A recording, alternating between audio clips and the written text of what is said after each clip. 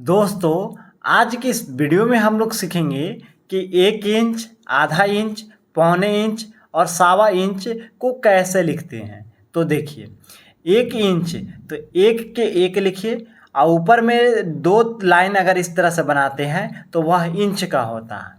अब देखिए, आधा इंच लिखना है तो आधा को क्या लिखते हैं, 1/2 लिखिएगा और ऊपर में इस तरह से 2 लाइन बनाइएगा तो यह इंच होगा। अब देखिए, पौने इंच लिखना है, पौने इंच तो पौने कैसे लिखिएगा, तो पौने लिखाता है 3/4 और इंच को लिखना है तो 2 लाइन इस तरह से लिख देना है। या आप इसको 0.75 और इस तरह से इंच लिखिएगा, यह भी पौने इंच होता है। सवा इंच यानी 1 से थोड़ा सा ज़्यादा है तो देखिए 1 उसके बाद 1/4 तो यह इंच हो गया, यानी यह सवा इंच हो गया। या इसको इस तरह से भी लिख सकते हैं कि 1.25 तो यह सवा इंच होता है।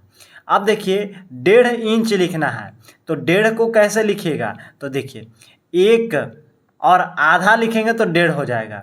तो आधा को कैसे लिखिएगा, तो 1/2 लिखिएगा और यहाँ पे इंच लिख दीजिए। या इसको इस तरह से भी लिख सकते हैं 1.5 और इंच लिख दीजिए। उसके बाद 2.5 इंच लिखना है तो 2.5 कैसे होता है, तो देखिए 2 और आधा लिखिएगा तो यह 2.5 हो जाएगा और इंच यहाँ पे लिख दीजिए। या इसको इस तरह से भी लिख सकते हैं 2.5 और यहाँ पे देखिए इंच के इंच लिख दीजिए। उसके बाद यहाँ पे देखिए 1 फीट 4 इंच लिखना है तो 1 फीट कैसे लिखिएगा, तो फीट होता है 1 लाइन होता है और 4 इंच लिखना है तो 4 और इंच के लिए डबल लाइन लिखना है तो यह 4 इंच हो जाएगा। उसके बाद मान के चलिए कि 2 फीट 10 इंच लिखना है तो 2 फीट 10 इंच के लिए क्या करिएगा, तो देखिए 2 और फीट होता है सिंगल लाइन तो 2 फीट 10 इंच लिखना है तो 10 उसके बाद इंच के लिए डबल लाइन होता है तो 2 फीट 10 इंच हो जाएगा।